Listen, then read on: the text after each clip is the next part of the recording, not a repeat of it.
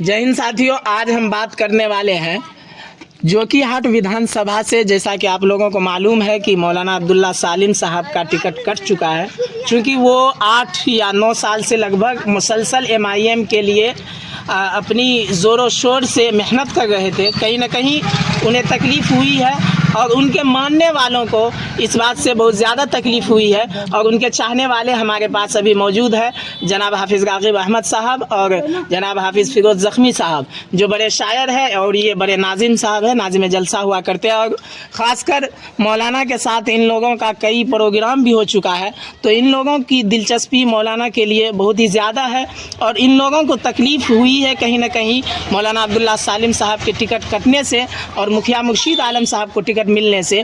तो हम जानना चाहेंगे नाजिम साहब आपसे कि आपको कितनी तकलीफ़ हुई है, और आप अपना इजहार ख़याल पेश कीजिए कि क्या कहना चाहते हैं कि मौलाना का टिकट कट चुका है, मुखिया मुर्शीद आलम साहब का को टिकट मिल चुका है जोकीहाट विधानसभा से। आप क्या कहना देखिए, चाहेंगे? जहाँ तक हम लोगों को खबर ये मिली और आपने भी अभी वासे पहले ही कर दिया कि मौलाना अब्दुल्ला सालिम साहब का टिकट जो वो कटा, जी दिली तकलीफ़ हुई।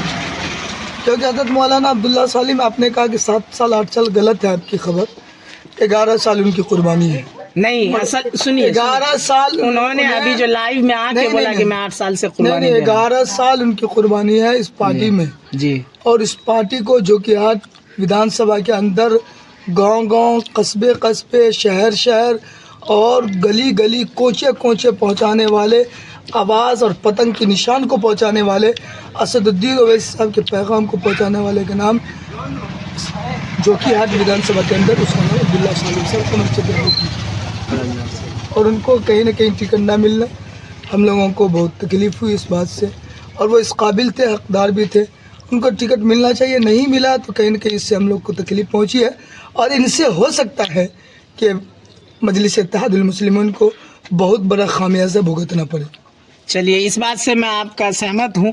और एक बात ये है कि कहीं ना कहीं उसका मैंने लाइव देखा तो उसमें लोगों ने इस तरह कमेंट किया है कि हज़रत आप जो है निर्दलीय चुनाव लड़िए, हम लोग आपके साथ हैं।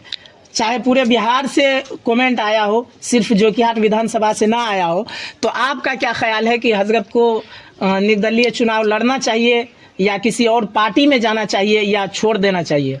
सबसे पहले तो हज़रत इस्तीफ़ा दे चुके हैं जी जी पार्टी से। अगर वो निर्दलीय लड़ना चाहते हैं जी तो हम लोग उनके पूरे सपोर्ट में हैं। जी मजलिस को फिर पता चलेगा कि मौलाना अब्दुल्ला सालिम क्या चीज़ था। अगर वो निर्दलीय लड़ता भी है तो मुझे जहाँ तक यकीन है कि वो कामयाब होगा और बहुत मार्जिन के वोटों से कामयाब होगा। जिनको टिकट मिला मुर्शिद मुखिया को, उनकी ज़मानत न जब्त हो जाए, मुझे ये डर लगा हुआ है। आखिर में एक और सवाल मैं आपसे करना चाहूँगा। जैसा कि कई व्हाट्सएप ग्रुप में और उनके लाइव वाले सेक्शन कमेंट में मैंने देखा है कि बहुत सारे लोग जैसे निर्दलीय चुनाव के लिए तो कहते ही हैं, साथ ही उनका टिकट कटने के लिए लोगों का ये ख्याल है कि कहीं ना कहीं अख्तरुल ईमान साहब इसलिए उनका टिकट काटे हैं क्योंकि अख्तरुल ईमान साहब से कहीं ना कहीं मौलाना अब्दुल्ला सालिम साहब बेहतर प्रत्याशी थे। आगे चल के अख्तरुल ईमान साहब का वो टिकट काट सकते थे, इस वजह से डर है उनको, इस वजह से उनका टिकट काटा ऐसा गया। कोई नहीं, ऐसी बात नहीं है। मौलाना अब्दुल्ला सालिम साहब इल्म में बड़े हो सकते हैं जी और मजलिसी दुनिया यानी जलसा प्रोग्राम वगैरह में वो उनकी पकड़ है जी लेकिन सियासत का बहादुर, सियासत का शेषवार, सियासत का बहादुर और चुस्त घोड़ा अख्तरुल इमाम साहब है, इसमें कोई दो राय नहीं है।